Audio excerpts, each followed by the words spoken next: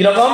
সত্যং বিধাতুং নিজভৃত্তভাসিতং ব্যক্তিঞ্চ ভূতেশ কিলেশু যতমনা অদৃশ্যতর ভূতরূপমুদবহং সম্মেশময়ং নবিগং নমাংসম। বলেন সিংহদেব ভগবান কি জয়। আসতে হচ্ছে, আজ একাদশী তো সবাই উপবাস করে এসেছেন, তাই তো? সকাল থেকে কিছুই খাননি, জলও খাননি? জল খেয়েছেন? খাননি? তবে যে তাই ওই জন্য আসতে।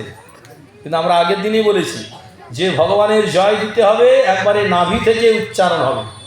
হ্যাঁ, বলেন সিংহদেব ভগবান কি। তাহলে দেখুন, আপনার আগেও জয় দিলেন আর এখনো জয় দিলেন। জয় আমরা বলেছি না, একবার প্রাণ খুলে জয় দিবেন। জয় দিলে কি হবে? জয়ী হবে। কে? ভগবান না, যে জয় দিবে সেই জয়ী হবে। হ্যাঁ, শুধু জয়ী হবে না, হার্টের রোগ থাকলে সেরে যাবে। হ্যাঁ, শুনবো আমরা। হ্যাঁ, 6 দিনের দিন, পরশু দিন, হৃদরোগ মাস্য পহিনত্য চিরেন ধীর, সুখদেব গোস্বামী বলবেন। তাহলে ভগবান ছিলেন না ফটিস্তম্ভে, কিন্তু ফটিস্তম্ভ থেকে যিনি আবির্ভূত হলেন, কেন হলেন না? সত্যং বিধাতুং নিজভৃত্ত ভাসিতম। যেহেতু আমার ভক্ত প্রহ্লাদ বলেছে যে হ্যাঁ ভগবান ফটিস্তম্ভে আছে, তাই ভক্তের বাক্যটাকে রক্ষা করার জন্য ভগবান ছিলেন না ফটিস্তম্ভে, কিন্তু ফটিস্তম্ভ থেকেই তিনি আবির্ভূত হলেন। এই হলেন ভগবান। ভগবান পরম করুণাময়, কৃপাময়। তিনি নিজের প্রতিজ্ঞাকে জলাঞ্জলি দেন, কিন্তু ভক্তের প্রতিজ্ঞাকে কখনো তিনি জলাঞ্জলি দেন না, রক্ষা করেন। তবেই তো তিনি ভগবান। কুরুক্ষেত্রের যুদ্ধে আপনারা তো সবাই জানেন, ভীষ্ম প্রতিজ্ঞা করেছিলেন যে তোমাকে অস্ত্র ধারণ করাবো, আর ভগবান প্রতিজ্ঞা করেছিলেন না, এই যুদ্ধে আমি অস্ত্র ধারণ করবো না। কিন্তু যখন ভীষ্মের বাণে বাণে একবারেই জর্জরিত হয়ে গেলেন অর্জুন, তার রথটা ভেঙে চুরমার হয়ে গেল, অশ্ব ঘোড়াগুলি সব হত হয়ে গেল, তার সারা অঙ্গ দিয়ে রুধির প্রবাহিত হচ্ছে।